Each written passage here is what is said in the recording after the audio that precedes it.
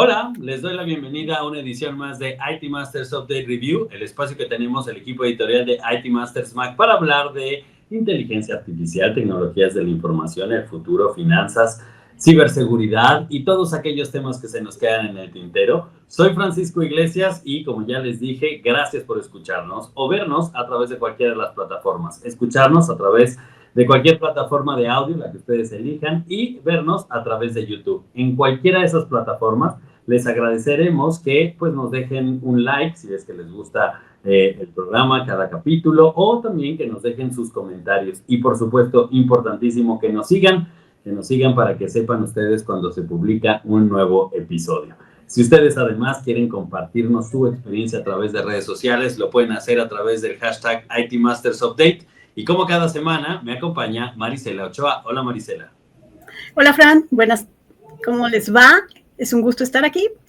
Y como ya lo digo siempre, ustedes ya saben más o menos de qué se trata este episodio por el título. Hoy estaremos hablando de ciberseguridad y en específico de los retos que existen para aquellos responsables de ciberseguridad en las organizaciones. Y para ello hemos invitado a un experto, a Roberto Gómez Cárdenas. Él es coordinador académico e instructor en el Diplomado de Gestión de Seguridad de la Información del Tecnológico de Monterrey.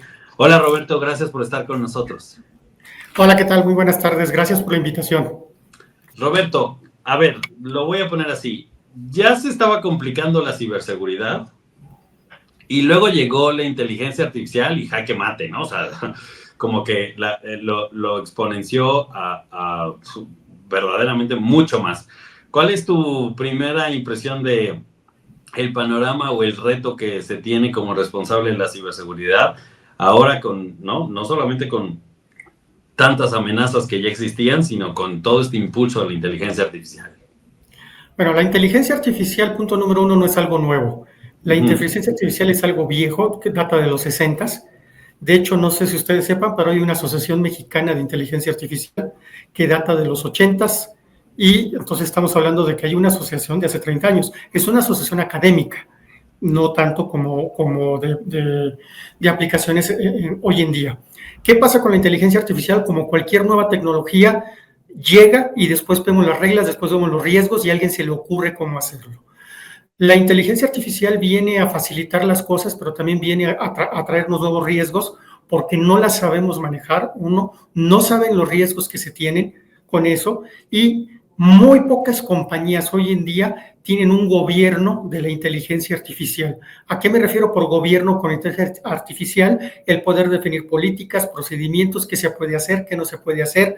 No lo sabemos. Lo que es más, mucha gente de los CEOs que se tienen hoy en día hasta arriba apenas empiezan a entender para qué se utiliza la inteligencia artificial. ¿Para qué son? Las nuevas olas de jóvenes son las que yo la traigo encima. Mi sobrina, que apenas va a tener 9 años, ya utiliza ChatGPT. Yo tengo utilizando ChatGPT menos de un año. Entonces, es eso también una de las convergencias que se tiene. Principal problema, de nuevo, gobernanza. ¿Qué se puede hacer? ¿Qué no se puede hacer con inteligencia artificial? ¿Para qué lo usamos? ¿Sí? ¿Cuáles son los factores éticos? ¿Cuáles son las responsabilidades de cada uno de los usuarios al utilizarla? De que viene a facilitarles las cosas a los usuarios o a los atacantes desde el punto de vista técnico, relativamente. Seguimos dependiendo desde el punto de vista técnico de las herramientas que se tienen hoy en día. ¿Qué ha facilitado? ¿Qué ha hecho? Pues lo primero, ya todo el mundo hemos oído hablar de los deepfakes, en los cuales nosotros podemos recrear en video a una persona y hablar como esa persona. Los phishing, los correos de engaño para que los usuarios puedan dar información. Antes, si nos llegaba un correo de un cuenta que traía que su estilo de hablar el español no era tan bonito, entonces se notaba que era un extranjero. Hoy en día, si le decimos a ChatGPT, a Gemini, o le decimos a lo que es Copilot, oye, necesito enviarle un mensaje a una persona de nacionalidad mexicana y le redacta el mensaje en inglés o en su idioma natural, ChatGPT, la inteligencia artificial o la plataforma lo va a convertir en un lenguaje nítido que la persona va a tener más problemas de identificar que se trata de algo falso. Va por ahí más que otra cosa. Creo que justamente esto es lo que creo que tuve que haber dicho. En efecto, y creo que en el mundo de la ciberseguridad la inteligencia artificial se lleva usando ya desde hace un rato, pero hablaba un poco más sobre la inteligencia artificial generativa que ha permitido de muchas maneras pues generar estas amenazas en phishing, ¿no? Pero también en código, o sea estoy hablando como de todo eso de redacción que no sabían y que venía ¿no? un rey de otro país y te conquistaba y que ganabas dinero, a hacer unas amenazas mucho más pues convincentes. Entonces, a lo mejor mi pregunta la orientación que debe haber dado a la pregunta es no tanto la inteligencia artificial como la inteligencia artificial generativa, que de cierta manera, según lo que mismos reportes de las firmas de ciberseguridad dicen, ha facilitado, ¿no? la posibilidad de generar nuevos ataques mucho más convincentes y más dañinos y a mayor velocidad, ¿no? Sí, como tú bien dices, ya la inteligencia artificial generativa nos puede ayudar, como yo decía, a crear un mejor phishing, pero también a generar código. A generar código con algo que se llama B-coding, que es la generación de código automático en base a cierto tipo de requerimientos que se tienen. Pero también hay que saber engañarla.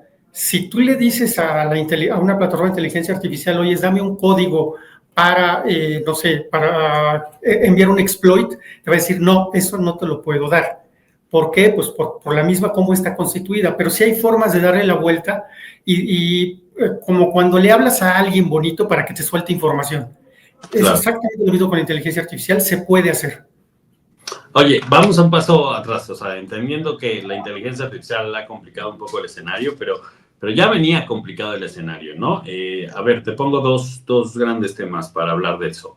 Número uno, pues básicamente las empresas se están volviendo cada vez más digitales y eso implica que la seguridad digital, ya no todos somos activos físicos, sino ya también los activos digitales empiezan a tener mucha más relevancia para las organizaciones. Y dos, independientemente de la inteligencia artificial, se había ya hecho ¿no? La cantidad de amenazas, de riesgos se ha exponenciado, ¿no? O sea, no se quedó en una, dos ataques, e incluso esta frase que suena cliché, pero es completamente cierta, de si usted, hay dos tipos de empresas, las empresas que ya fueron hackeadas y las empresas que no saben que fueron hackeadas, pero digamos que ese ya era un panorama complicado, ¿no? Sí, de por sí ya teníamos muchos problemas y muchas cosas que atender y la inteligencia artificial vino ya a impulsar todo lo que sería, vino a darnos otro punto más que cuidar, que antes no teníamos. Uh-huh. Y en ese sentido, como digo, yo pienso cada vez que pienso en un CISO o en alguien responsable de ciberseguridad, híjole, pienso, ¿y por dónde empiezan, no? ¿Cuál es no? ¿Con qué empezar para sentirse un poco seguros? No, mira, empezamos por saber para qué usan la inteligencia artificial, ¿sí? Aquí adentro o en tu organización, para qué la utilizas, qué factores de entrada o qué datos le vas a proporcionar a la inteligencia artificial y empezar a cuidarlos. Los tienes que tratar como otra aplicación que se va a empezar a utilizar, claro, con mayores repercusiones. ¿Qué datos va a tener de entrada? ¿Qué datos va a salir? También cerrar las puertas. O sea, no puedes permitir que los usuarios suban datos confidenciales de la empresa a una plataforma de inteligencia artificial que está abierta a todo el público. Porque desde ese punto de vista, cualquier otro que pueda llegar a entrar a utilizar esa misma plataforma puede llegar a acceder a esos datos de la organización donde se está trabajando y que los están subiendo. Y te digo, empiezas con gobierno. No hay que empezar con gobierno de quién está utilizando inteligencia artificial, para qué está utilizando inteligencia artificial generativa. Está haciendo reportes, no está haciendo reportes, está sacando respuestas, está sacando estadísticas. No digo que no se use, lo que digo es que hay que tener orden para poder utilizarla, ¿sí? Y no solamente depende del CISO, depende también de la gente de IT, depende de la gente de negocio. Hay organizaciones que tienen todo un comité de inteligencia artificial para ver qué se va a utilizar, cómo lo van a utilizar y con qué fines se va a utilizar y todas las precauciones que se tienen para poder utilizarla. Y ese, digamos, es solo un foco, porque como bien dices, o sea, hay que poner un foco a lo que está sucediendo con inteligencia artificial, pero también hay otro tipo de amenazas, ¿no? Donde, no, o sea, esto es lo nuevo que se agregó, lo de la inteligencia artificial y demás, pero no solo es esto, ¿no? O sea, no tenemos superadas, o las organizaciones, porque yo no me dedico a cuidar ninguna organización o la seguridad de ninguna organización, pero a lo que voy es, no tenían en las organizaciones como el 100% del control o superada todas las demás amenazas, ¿no? No, mira, principales amenazas que podemos llegar a tener, principales, digamos, donde pueden cojear las organizaciones, uno, obsolescencia tecnológica. Es increíble la cantidad de gente, o la cantidad de organizaciones, cómo están trabajando con equipos de hace 10 años.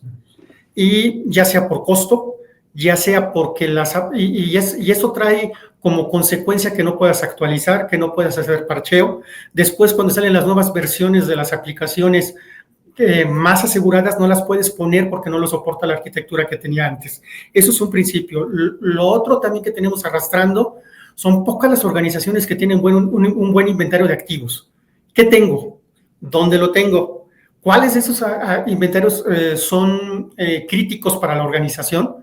¿Qué software está encima de esa organización? Yo siento que también es algo donde se flaquea bastante en las organizaciones, ese inventario de activos y de software. ¿Por qué? ¿No pensaría uno que es como lo básico? Porque sí, he escuchado muchas veces, no hay un inventario correcto.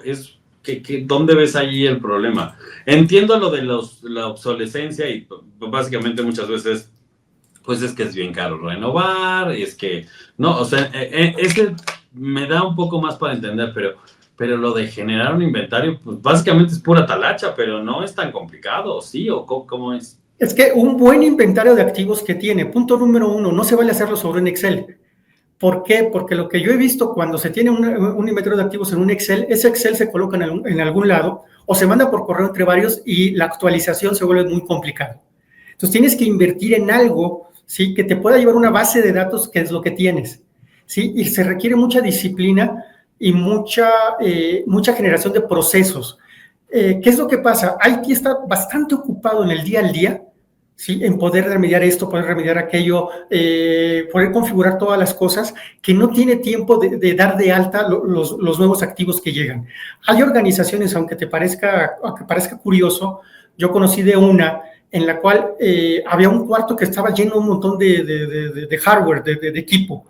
Y cuando contrataron una compañía para vaciar ese cuarto, se encontraron con que había equipo embalado de hace 3 años.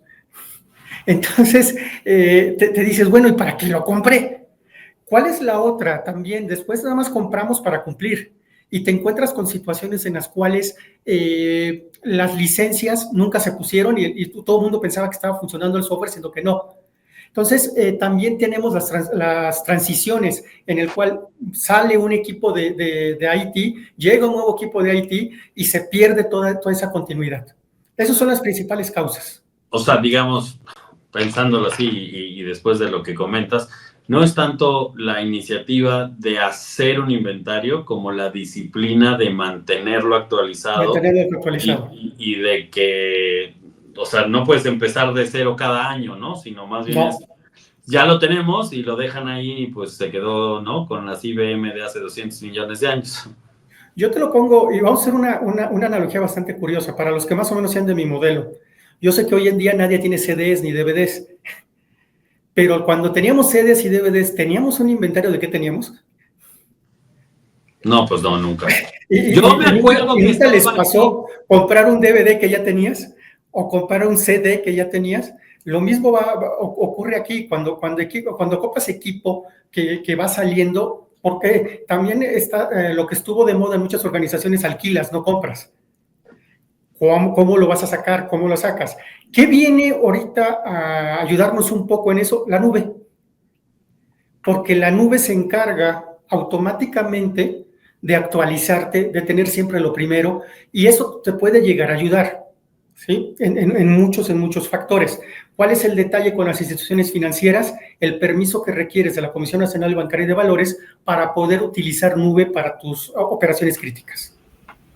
Claro, también se vuelve complicado. Marcela. Roberto, tú nos estás hablando de una problemática muy latosa, como un poco más asociada esta parte con cuestión de organización, de administración. Uh-huh. Yo me pongo a ver cifras de ataques que periódicamente y que diferentes proveedores, instituciones sacan, y pienso, un CISO, un responsable de seguridad, debe tener pesadillas nada más estar oyendo. El primer trimestre de 2025 hubo en México 35.200 millones de ataques, es decir, 59 millones por día. Sería como para tener la pesadilla perfecta. ¿Cómo trabajas? ¿Cómo te enfocas a lo que deberías cuidar? ¿Cómo hacer este trabajo de este es el área que tenemos que proteger más? Y cuidado porque están estas 48,000 amenazas, ¿de qué nos vamos a cuidar? Porque si no sería como estar queriendo batear y te está lanzando bolas la máquina, no es un pitcher. Sí, mira, es parecido a, ¿cómo hacen las organizaciones para cuidar eso? Punto número 1, sí te llegan los reportes. Generalmente todas las organizaciones que se dignen de tener un buen CISO ahí tienen que tener entrada o tienen que tener retroalimentación. La MIP, la ABM, por ejemplo, tienen repositorios de datos de intercambio de información.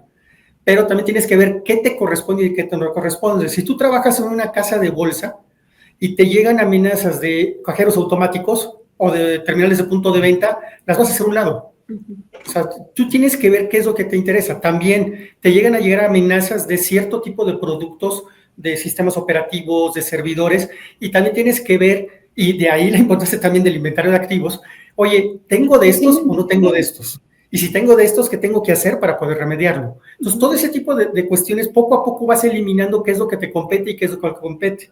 Pero sí, tienes que estar al día, tienes que tener un intercambio con la gente de tecnología de información para que le digas, oye, llegó esta amenaza, ¿nos impacta o no nos impacta? ¿Qué podemos hacer? ¿Qué remedio tienes?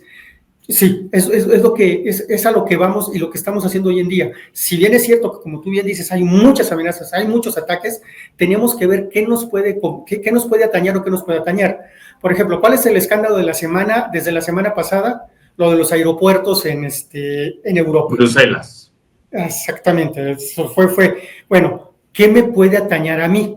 Bueno, el tipo de sistema al cual atacaron, cómo lo atacaron, si tiene un sistema operativo que yo también utilizo, qué es lo que usaron, y no quedarme nada más en las páginas amarillas, sino ya meterme a informes un poquito más técnicos de cierto tipo de organizaciones para ver si lo que ellos hicieron para atacar esas organizaciones me puede afectar a mí. Roberto, vamos. Sí.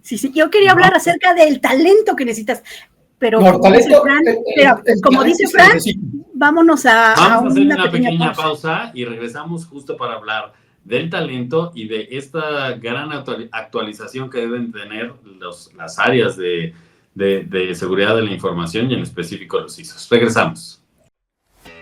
IT Masters Con Ciudad de México se acerca, la mejor conferencia sobre tecnologías de la información en México para actualizarse y relacionarse entre profesionales IT. En su 6ª edición, el tema será Living on Tech. No se puede perder grandes conferencias con expertos de talla internacional, charlas con socios de negocio, paneles de discusión y mucho networking. Reserve su agenda para el próximo 23 de octubre en el Pepsi Center. Solicite una beca en el sitio itmasterseries.com. No falte.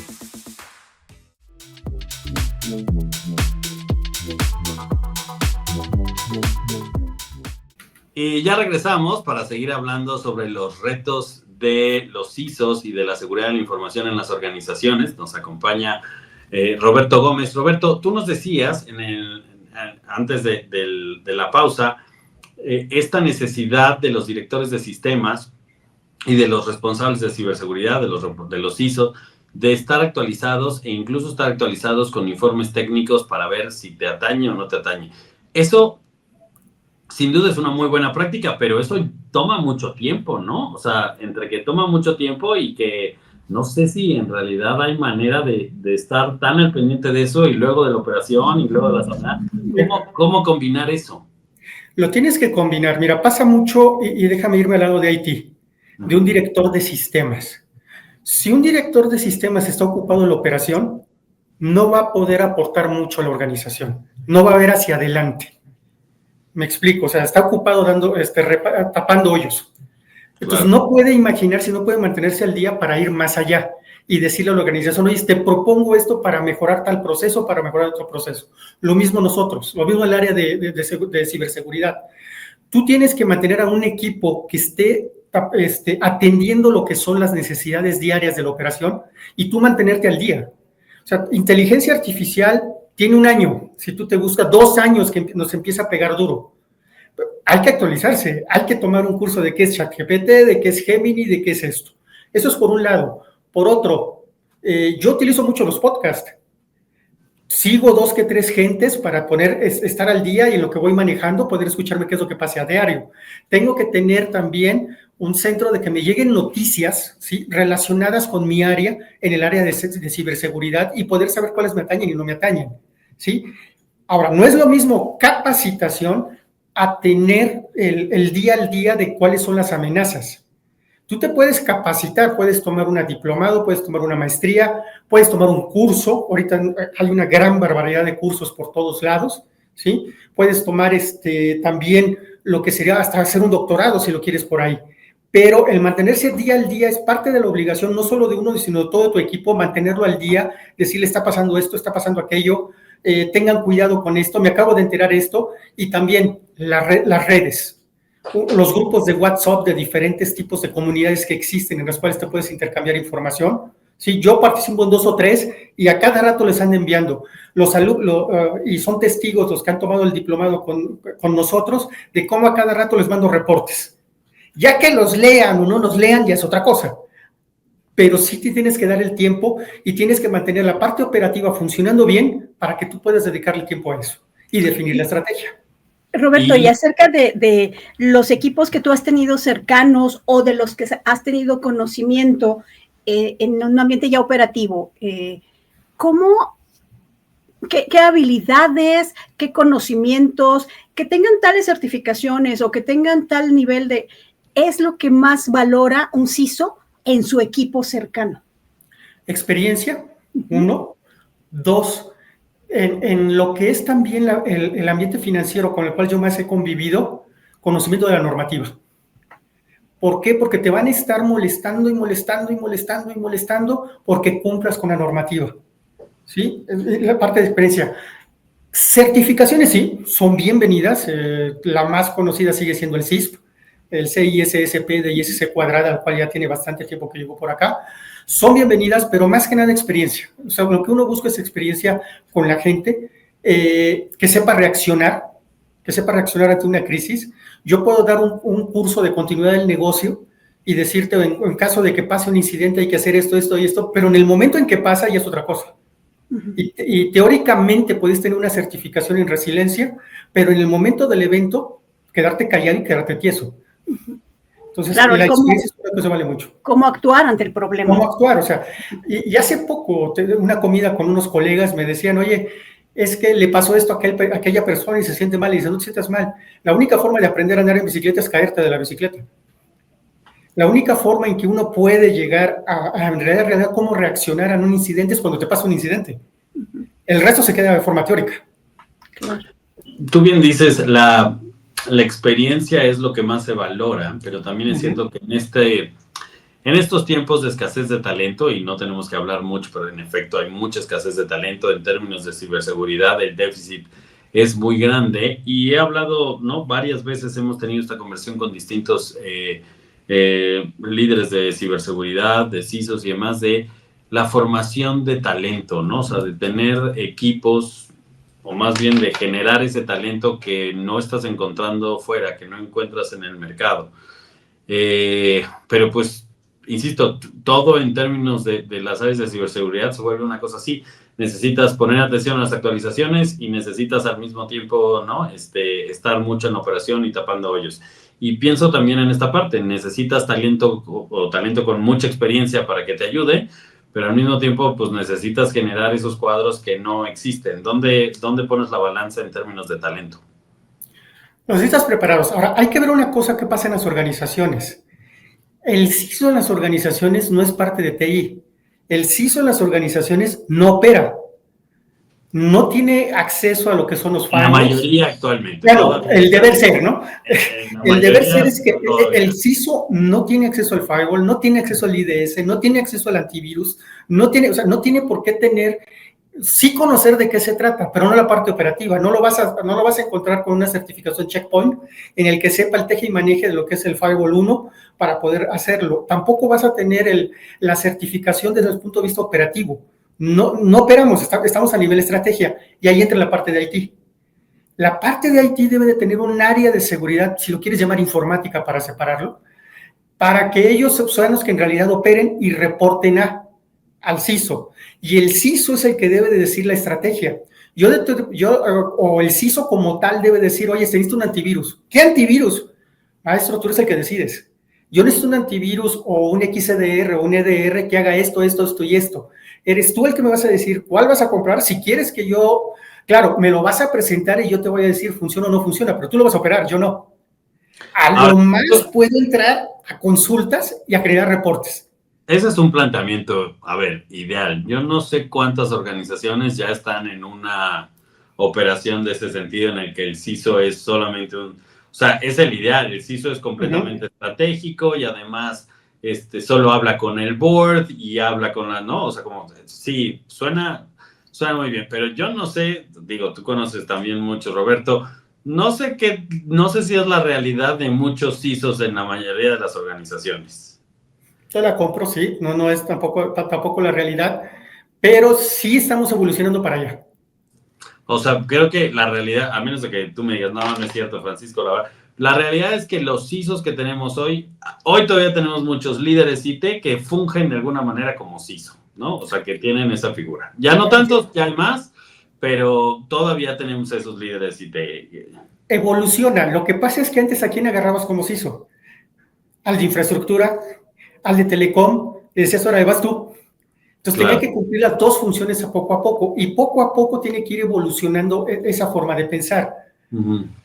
Sí, que requiere operadores también yo como el área de seguridad de información que no está dentro de TI para poder monitorear, para poder responder ante eventos que se tienen, para que, y ahí viene también otra digamos, buena polémica que se podría organizar entre qué espero yo de IT y IT qué espera de mí.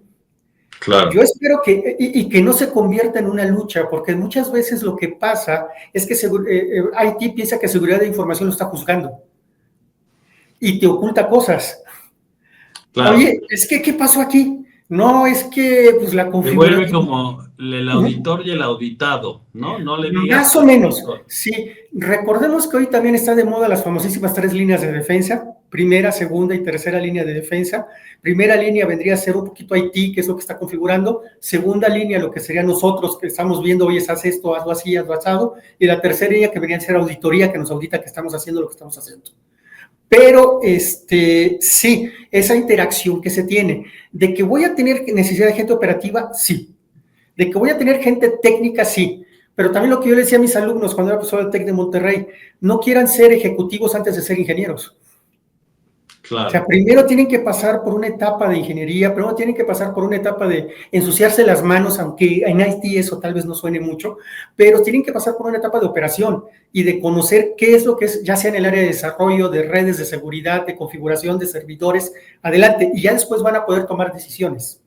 Regreso entonces al punto de la formación de talento y sobre todo, ¿cómo creas, ¿no? ¿Cómo formas al talento de ciberseguridad? Creo que un poco ya lo decías, tienen que ensuciarse las manos, pero en tu experiencia... Ok, ¿por dónde vamos? ¿Qué tecnologías estás usando? Y tienes que especializar a tu gente en las tecnologías que estás usando. Llámese la tecnología X, Y, Z, tienes que capacitarlo en el uso de esas tecnologías. Y todas las organizaciones, todas las marcas te van a ofrecer siempre capacitación para poderlos hacerlos. Punto número 1, si están en el área operativa, tienen que ellos que sacar, si no la certificación, al menos un par de cursos de cómo se maneja esa tecnología. Y poco a poco van a ir evolucionando. ¿A qué los vas a poner a hacer? ¿Los vas a poner a administrar un firewall? ¿Los vas a poner a administrar un IDS? ¿Los vas a poner a administrar un EDR, perdón? Entonces los tienes que empezar a que se capaciten en esa tecnología. Tienen que tener unas bases informáticas fuertes. No, sí hay. Hoy en día ya existen carreras de ciberseguridad o de seguridad informática. Ya existen. Hace 7 años no existían. sí, eran tópicos que se daban o especialidades que se daban en las carreras, hoy en día ya existen, pero yo tengo que tener gente con unas bases técnicas en ingeniería informática para que después se pueda capacitar o especializar en lo que son las herramientas como es un firewall. Ya manejaste el firewall de la marca X, ahora vas a manejar el EDR de la marca Y y empezar a operar por ahí. Después ya vas a empezar a capacitarlo en lo que sería la parte de gobierno, ¿sí? ¿Qué es una política? ¿Qué es un procedimiento? ¿Cómo lo tienes que hacer? ¿Qué es lo que tienes que manejar? Lo vas a empezar también a capacitar en lo que es la parte del negocio, ¿sí? ¿Qué requiere el negocio? ¿Por qué te estamos pidiendo lo que te estamos pidiendo? Y poco a poco lo vas a ir subiendo a otras cuestiones como es también legislación, como lo que es la parte de normativa, todo ese tipo. Pero sí, vas a empezar con una parte operativa. Y esa parte operativa va a empezar en gran medida en qué es lo que lo quieres que opere. Y me explico, puedes ser un ingeniero mecánico, y ese ingeniero mecánico lo vas a mandar a la fábrica de Volkswagen, pues lo tienes que capacitar en lo que es Volkswagen, que después que esa capacidad, y si sus fundamentos técnicos son buenos, va a poder irse a Volkswagen y va a aprender lo mismo para un Ford y va a aprender lo mismo para un Chrysler. Aquí pasa lo mismo, si los fundamentos, digamos, de base de lo que es un ingeniero o un licenciado en informática o en sistemas o en ciencias computacionales, lo vas a poder capacitar en cualquier tipo de plataforma para que te pueda aportar.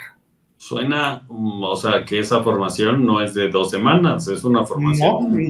No es de 2 semanas. ¿Quizá de años? Yo diría que unos 3 añitos entre diferentes formas.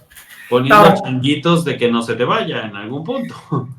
Eso es un gran dilema hoy en día, sobre todo con las nuevas generaciones, que se va por una diferencia de 1,000, 2,000 pesos. También tienes que crearles un ambiente agradable de trabajo. O home office, ¿se van por 1,000, 2,000 pesos o la posibilidad de trabajar en remoto? Porque en remoto, pero también tienes que ofrecerles algo, un buen ambiente de trabajo, capacitación. O sea, ¿quién va a pagar los cursos de capacitación? Es muy curioso, yo trabajé en el TEC de Monterrey como profesor de planta y me decían, está muy caro. Bueno, sí está muy caro. ¿Sabes cuánto cuesta una certificación de Microsoft? ¿Sabes cuánto cuesta una certificación de un Palo Alto? ¿Sabes cuánto cuesta una certificación? Ya cuando vayas afuera y que la beca o el papá o la familia no te esté pagando esa colegiatura, vas a saber lo que es eso. Entonces también las organizaciones tienen que invertir en esa capacitación. Y tú le puedes ofrecer esa capacitación. Que te estás echando un vuelo también. ¿Qué es lo que pasa? Me acabo de capacitar, me voy. Pero lo que hacen muchas organizaciones es que firman un acuerdo en el cual si tú te vas, me pagas la organización, me pagas la capacitación. Entonces, también hay que verlo. O sea, hay gente, o conocí 2 o 3 gentes que se capacitaron en SAP, y ustedes saben que una capacitación de SAP no es cualquier cosa, no es cualquier costo, y a la semana renunciaron y se fueron a contratar ya con una certificación SAP a otra organización con más dinero. Entonces, hay que cuidar también mucho eso. Pero sí, no es de la noche a la mañana. Por ejemplo, hay un ejemplo paralelo, lo que hizo Cisco en la academia, la famosísima academia Cisco, que llegaba a las universidades, aunque en Estados Unidos empezó en high school, a capacitar y a dar certificaciones a los alumnos que todavía estaban estudiando. Los SNAs, SNPs, que estuvo tan de moda. Desde ahí también podría hacer algo la industria de ciberseguridad, a llegar a las universidades, oye, te voy a certificar a tu chavo en esto, te voy a certificar a tu chavo en aquello. Claro. Roberto, vamos antes de pasar al siguiente pausa, dejaste la pregunta o el tema. También es cierto, no sé qué tanto, y ahí tú nos dirás, qué tanto los CISO están solos en términos de falta de regulación, de normatividad, de a lo mejor incluso de acompañamiento de las autoridades, porque no olvidemos que no dejan de ser delitos, ¿no? Finalmente, y son actividades delictivas, ¿no? A lo que se están enfrentando, ¿no? No es nada más un jueguito de, perdí una vida y ya, sino también son actividades delictivas. Y hablemos, y te invito para el siguiente bloque, un poco de cómo ves las regulaciones, sobre todo que existen en México, y qué tan acompañados o no acompañados pueden estar los CISO hoy en día a partir de estas actividades delictivas. Vamos a un corte y regresamos. Manténgase actualizado sobre las tecnologías de la información con la plataforma 360 de NetMedia. Lea noticias y artículos de profundidad sobre la actualidad IT, descargue white papers de valor o vea webinars sobre las últimas tendencias tecnológicas en el sitio IT Masters Mag.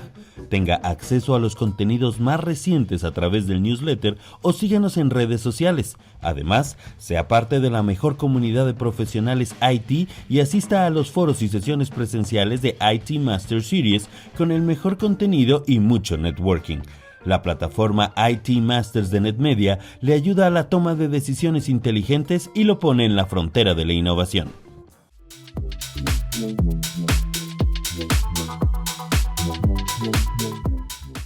Y ya regresamos para hablar en este último bloque sobre la ciberseguridad y los retos de los líderes o encargados responsables de la ciberseguridad en las organizaciones. Nos acompaña Roberto Gómez, pero antes sugerirles, recomendarles que por favor nos sigan a través de ya sea YouTube o a través de cualquier plataforma de audio. En ambas posibilidades ustedes nos siguen y de esa manera pueden recibir las notificaciones del inicio de cualquier nuevo episodio, y también pedirles que si les gusta este capítulo o alguno de los capítulos, pues que nos den like. Eso se los agradeceremos muchísimo. Y por último, que nos dejen sus comentarios, sus opiniones, sus sugerencias. Estamos muy al pendientes. Lo pueden hacer a través de los módulos de comentarios de cualquier plataforma, o si no, también lo pueden hacer a través de las redes sociales con el hashtag ITMastersUpdate. Y te decía, Roberto, y para regresar al tema, ¿qué tan acompañados se sienten o están hoy en día los responsables de la ciberseguridad en términos de la normatividad, las regulaciones? Porque, pues cierto, las regulaciones también son un reto, un desafío para las organizaciones y para los CISOs, porque hay que cumplirlas, pero también es cierto que las regulaciones tienen que acompañar a las organizaciones y a los CISO en que les ayuden a que se protejan. Y hoy hemos hablado en los últimos, pues ya quizá un año, de la ley de ciberseguridad, que si sale, que si no sale. ¿Dónde lo ves tú, las regulaciones? ¿Sí están acompañados? ¿Se sienten así como tan seguros de decir, me hackearon, voy a la autoridad y que me ayuden y demás? ¿Cómo lo ves tú? Mira, tenemos que diferenciar. Una cosa es la legislación. Una cosa son las leyes, como tú dices, la ley de la ciberseguridad, que han salido como 10 o 20 intentos de diferentes diputados, senadores, intentando hacerla. Y otra cosa es la normativa. Otra cosa es lo que la CNBB, lo que Banxico, lo que el difunto INAI me obliga o me orilla a hacer. ¿Sí? Desde el punto de vista de legislación, si bien es cierto, no tenemos una legislación clara. Sí hay algunos estados que la tienen. No soy un experto ahí, pero sí te puedo decir que sí la hay. Está un famosísimo artículo, no me acuerdo cuál es el nombre del Código Penal, en el cual si tú intentas acceder a lo que sería una computadora, te da una cierto tipo de multa y te puede mandar a cárcel por un año. Pero ¿qué es lo que te dicen la mayor parte de los abogados? Oye, voy a invertir todo eso para meterlo un año, que por buena conducta salga en 3 meses. No, prefiero mejor a partir de ahí ligarlo a otro tipo de crímenes, crimen organizado, todo para poder acusarlo, fraude y demás. Eso es de ese lado, o sea, de ese lado, ¿de qué lo vas a acusar? Sí hay algo cojeamos por ahí. Punto número 1, no saben. Hay pocos abogados especializados en informática para ver qué es lo que se puede hacer y hasta dónde puedes llegar. ¿Sí? Por ahí sí estamos mal. Por ejemplo, si tú subes una aplicación apócrifa a lo que sería en una plataforma y te haces pasar por la compañía ACME y no eres la compañía ACME, ¿cuánto tiempo tardas en bajarla? ¿Qué tienes que hacer para que se baje esa aplicación? Entonces, está uno de ese lado. Del lado normativo están más que regidos sobre todo en el ambiente financiero. CNBB, Banxico, los trae cortísimos, o sea, no tienes una idea de todo lo que hay que cumplir, todo lo que hay que hacer para poder llevar a cabo nuestras funciones y todas las auditorías que hay que cumplir. A ver, yo pongo como ejemplo, y no porque a lo mejor sea lo correcto, pero es lo que vemos más, pero cuando nos enteramos de algún ciberataque en Estados Unidos, normalmente la misma empresa que está obligada a lo mejor a hacerlo público y a reconocer el incidente de ciberseguridad, una de las cuestiones que siempre leo en esos comunicados y se le notificó al FBI y el FBI está colaborando en las investigaciones. En México, es rarísimo que nos enteremos de alguna empresa, quizás porque no están obligadas, aunque si nos ponemos en lo estricto hay una regulación que dice que si se violentan los datos personales, tienen que hacerlo público y divulgarlo y al menos notificar a cada. En efecto, está eso, pero... Y dos, casi nunca, si no es que nunca, he leído que se le dio aviso a las autoridades y las autoridades están levantando una investigación y es... Sí hay una diferencia, ¿no? O sea, me parece que en este país no estamos, en términos de los ciberdelitos, muy acompañados de las autoridades, como pienso que sí están, al menos en Estados Unidos. Lo digo por esta línea, que ya a lo mejor no es tan, no sé qué tanto el FBI en realidad se yo, pero al menos siempre que leo dice, y se le avisó a las autoridades, y el FBI ya abrió una investigación y demás. ¿Cómo lo ves tú? Sí se lo notifica. Si notificas a las autoridades aquí, lo tienes que hacer, al menos a Banxico. Si entras a la página de Banxico, ahí vas a ver los incidentes. Eres una entidad financiera. Pero es una autoridad. Banxico te puede cerrar el canal. Banxico te puede decir, ya no operas, te cierra el SPEI y a ver qué haces como autoridad financiera. Y eso, a su vez, trae cierto tipo de cuestiones legales. Pero si te ves ahí, están los incidentes. La otra, si notificas, puedes notificar al INAI, puedes notificar a CNBB, pero también a quién vas a acusar. Si notificas, lo que pasa es que si tú me dices FBI, sí, estoy de acuerdo, suena FBI, suena fuerte, como si aquí le tuvieras que notificar a la Agencia Nacional de Seguridad de que algo pasó. ¿Sí? Si bien es cierto que a ese nivel no se llega, no. Tú vas a llegar a ese nivel cuando tus intereses sean afectados. ¿Qué es lo que pasa qué es lo que cuidan, sobre todo en entidades financieras? Los intereses no de la organización, de los clientes. Claro. Sí, o sea, sí, a mí me va a afectar, sí, pero lo que hace CNBB, lo que hace Banxico, lo que hace INAI es proteger a los clientes de esas instituciones, no tanto a la organización per se.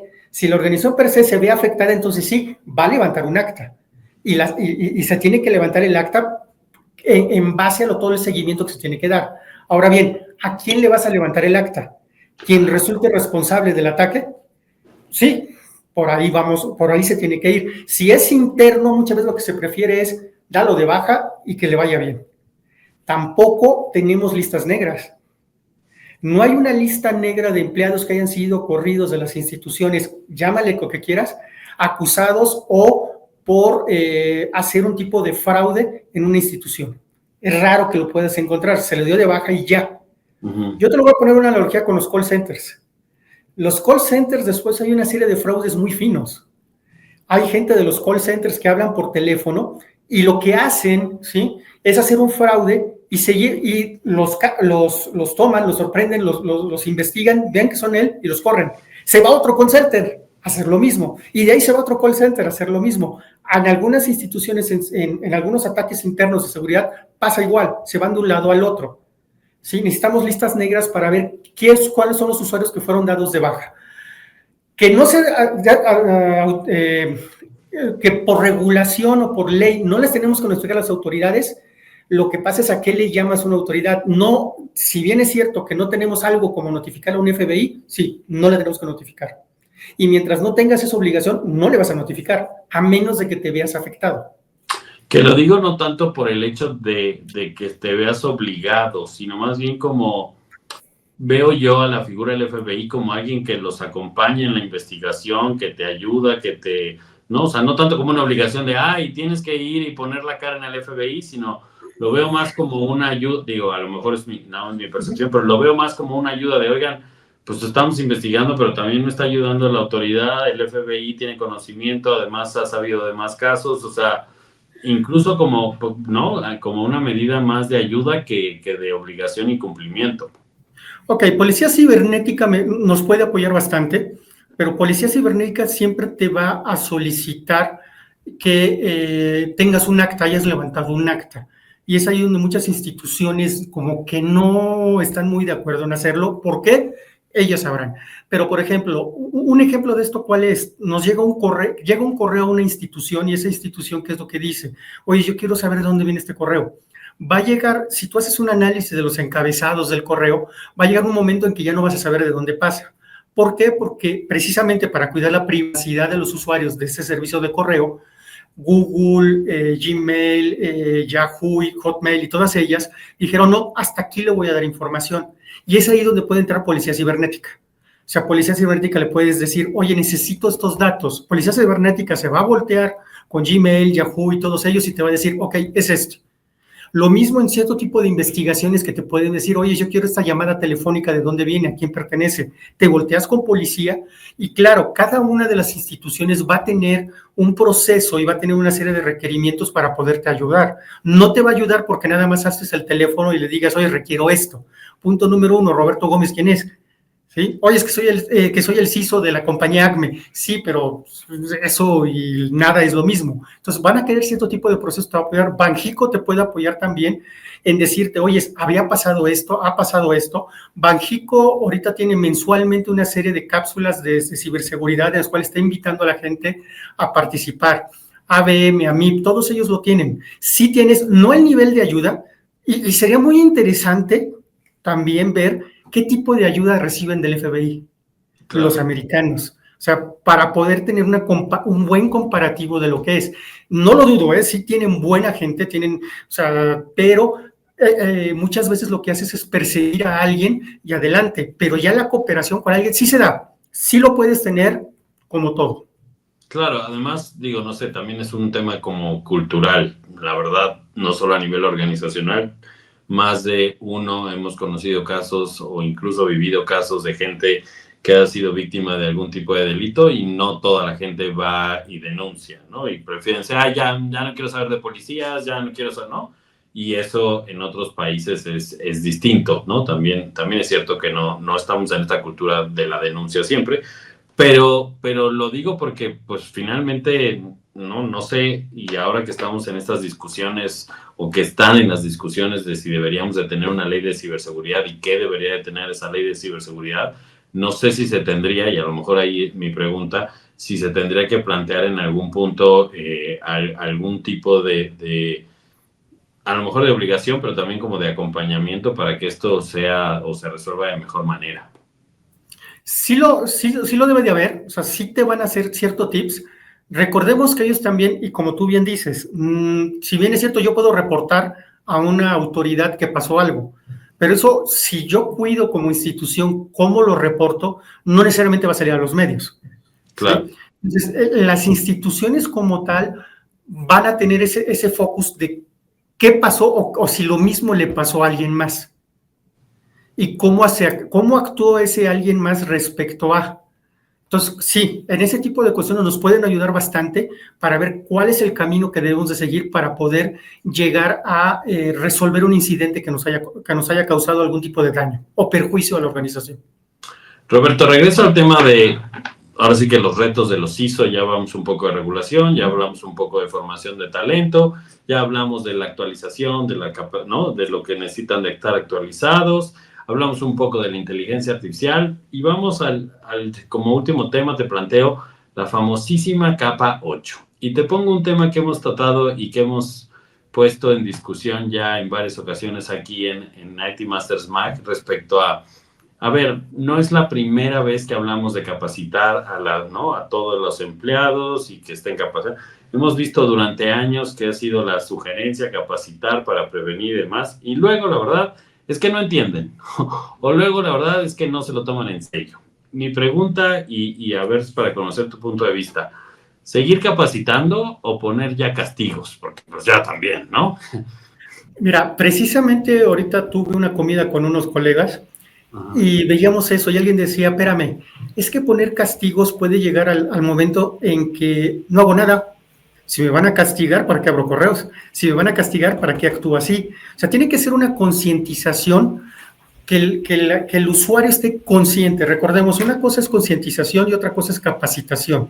Concientización es que yo esté consciente, valga la redundancia, de que yo debo de aportar a lo que es seguridad informática o seguridad de la información o ciberseguridad. Que no nada más es eso parte del CISO ni parte de TID, sino también yo soy parte y eso me va a beneficiar a mí.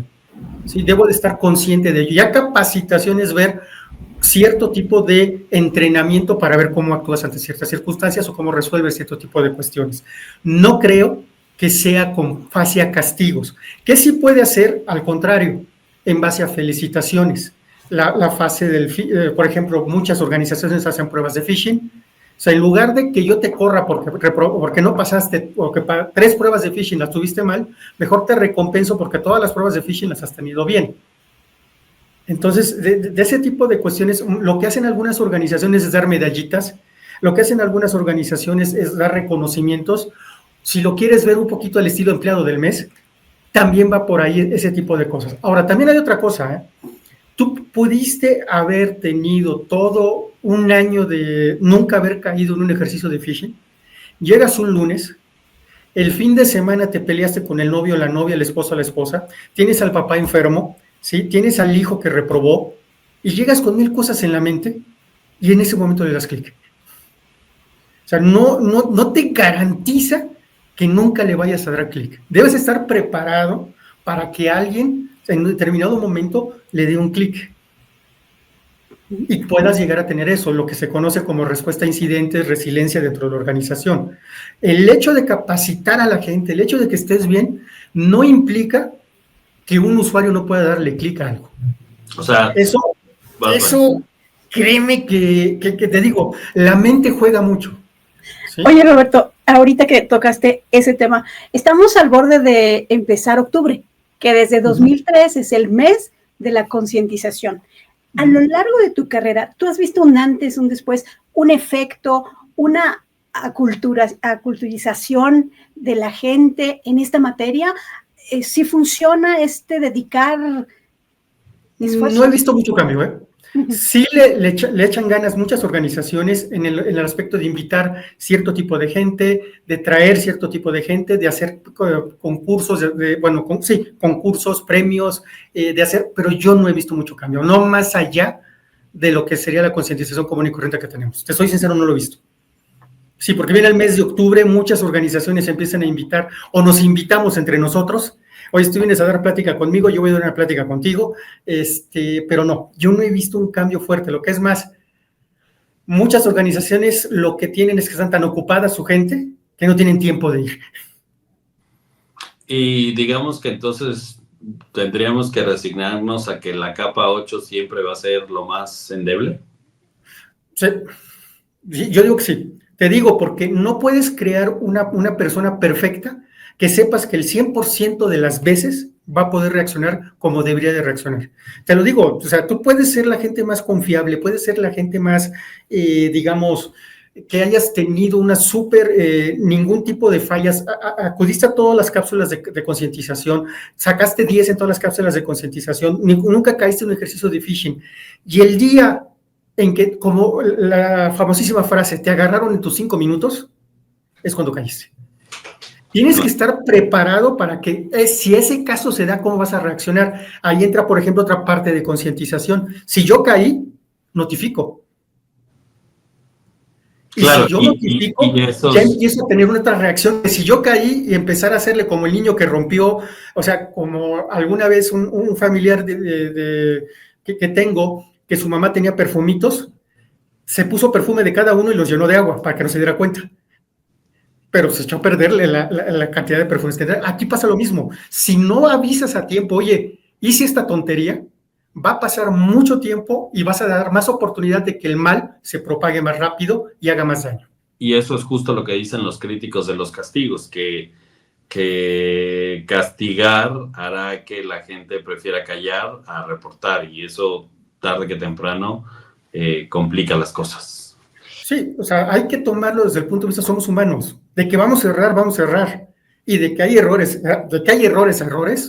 es simple. O sea, por ejemplo, en una organización, a alguien en lugar de enviar un correo a fulanito de tal, se lo envía a sutanito de tal, con información confidencial de fulanito de tal. Si a ti te notifica, o si lo notifica, oye, por favor, bórralo, haces algo al respecto, pero si se queda así y no le dice a nadie, el daño es mayor. Claro. Roberto, ya para terminar y a manera de conclusión, ¿algún otro tema que veas como reto o desafío de los que no hayamos abordado? Terceros. Vayamos de nuevo a los aeropuertos. ¿Qué están diciendo que pasó con los aeropuertos? Con los aeropuertos en Europa, no fue la línea aérea, fue el que les daba el servicio de onboarding del sistema de onboarding que se tenía, ¿sí? Los terceros siempre vas a depender de alguien, contratas a alguien. ¿Qué es lo que pasa? Yo tengo algunos amigos en ciertas instituciones financieras y lo que les están haciendo hoy, o lo que están haciendo hoy en día, que es que yo, organización X, para que tú me lleves cierto tipo de, digamos, fondos de retiro, tú me tienes que contestar un cuestionario a mí de seguridad, para que yo pueda confiar en que los fondos de retiro de mis empleados te los voy a dar a ti. Sí, claro. No nos preocupamos, y yo siento que eso es parte de la madurez que poco a poco estamos viviendo. Yo voy a contratar, muchas organizaciones antes de contratar un tercero, hacen digamos, un cuestionario de seguridad, independientemente del famosísimo PLD de prevención de lavado del dinero, de que si tus cuentas están bien, no tienes cuentas por ahí, también tengo que ver cómo está tu seguridad. Te voy a contratar y tal vez tú tengas acceso a mis sistemas. Es como esta información. Adelante. Esta nueva ola, bueno, no nueva, pero esta ola de ciberataques que ha sucedido en muchas compañías, que sucede a través de una instancia de Salesforce. Le pasó a Google, le pasó a Tenable incluso, le ha pasado a aseguradoras, a N cantidad de empresas que directamente no fueron vulnerados, pero fueron vulnerados a través de una instancia de Salesforce, en la que entiendo yo que tampoco la culpa la tiene Salesforce, pero fue donde atacaron, donde encontraron la vulnerabilidad, y entonces pues ha habido N cantidad de ataques a partir de un tercero. Porque también pasa mucho, mira, call center, por ejemplo. La gente de marketing busca un call center, ve que este call center es baratísimo. Oye, ¿lo fuiste a visitar? ¿Sabes dónde está el call center? ¿Sabes cómo está contratando a su gente? ¿Sabes qué medidas de seguridad? Lo vas a visitar y tú te imaginas un call center, un edificio o un piso. No, es una casa. Es una casa que tiene tele. Y tú te dices, bueno, voy a contratar a esta gente. Y es lo que pasa por ahí. Mira, yo lo comparo muy simple y muchas veces se los decía a los participantes en el diplomado. Mucha gente tiene una asistente doméstica o alguien que nos ayuda a hacer la limpieza. ¿Cuántos de ustedes tienen datos de ella? ¿Cuántos de ustedes saben, ¿sí?, dónde vive? ¿Cuántos de ustedes saben cómo contactarla en caso de que no vaya? Tan simple como pídanle una copia de su INE.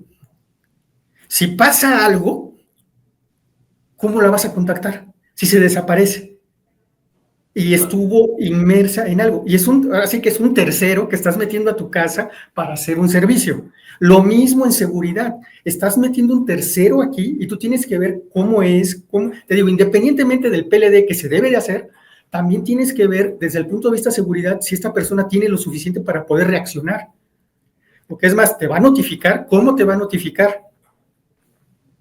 Claro, que al menos tenga una política y un proceso transparente. Sí, no, y sí lo es. Y es muy interesante cuando revisas lo que responden estas personas en el cuestionario de seguridad. Claro, y además el proceso tendría que ser horizontal porque no todos los terceros los contratan IT, ¿no? O no todos los terceros salen a partir del área de tecnología, sino de repente, pues contratamos un tercero. ¿Y cuándo me avisaron a mí que lo contrataron, no? Uh-huh. RH contrata a los suyos, marketing contrata a los suyos, contabilidad llega a contratar. Claro. Vaya, pues bastantes retos y bastantes desafíos, Roberto. ¿Algo más que quieras decir? ¿Alguna conclusión final? Es un reto, y de nuevo, yo sé que los que nos están escuchando tal vez estén ya en el área, pero ciberseguridad somos todos. No nomás es una persona. Y sí, hay que llevarlo a casa también. O sea, las mismas precauciones que tenemos, que estamos en la oficina, lo tenemos que hacer en casa, sobre todo si hacemos home office. ¿Sí? Sobre todas todo las precauciones también.